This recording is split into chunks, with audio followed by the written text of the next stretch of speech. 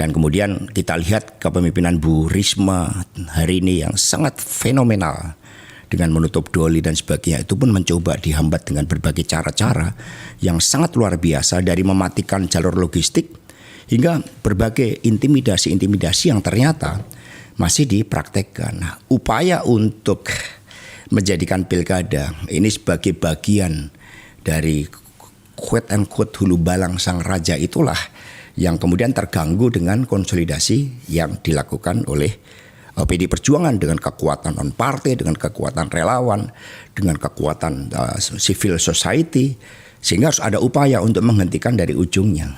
Tapi kita kan sudah biasa di dalam bernegara dengan keyakinan ini.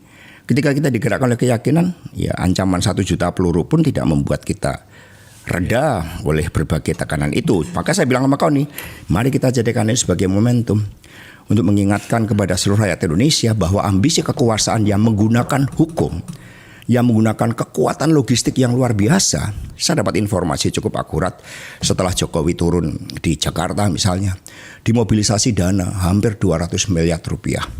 Itu pun dari permintaan 400 miliar. Jadi buat apa pilkada? Kalau semuanya sudah mencoba untuk disetting, dibuat dengan cara-cara yang sepertinya demokratis, tetapi di dalamnya penuh dengan suatu skenario yang membungkam kedaulatan rakyat itu. Apalagi kalau kita lihat seperti Bu Risma, itu beliau itu adalah pemimpinnya orang miskin juga sebagai bagian dari representasi seorang ibu yang berpihak kepada rakyat kecil. Bu Risma itu sangat Islami, karena bagaimana misalnya penutupan doli itu satu-satu yang bisa melakukan.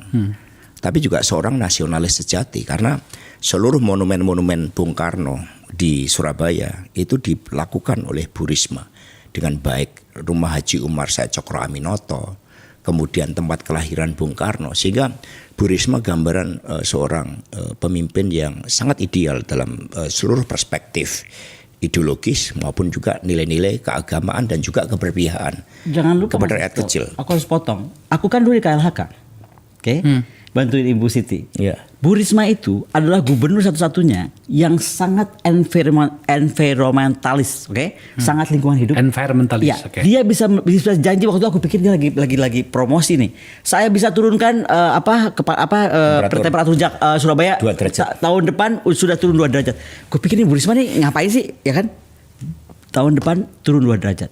Dan dia melakukan penghijauan besar-besaran.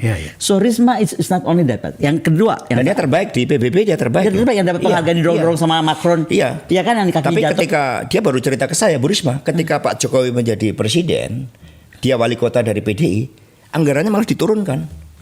Nah, sehingga kayaknya ada persaingan popularitas. Padahal Bu Risma kan nggak peduli urusan elektoral, nggak pernah masuk gorong-gorong untuk elektoral itu. Tapi Bu Risma ini memang kasih ibu sepanjang masa itu ditunjukkan. Ini kan bagus sekali.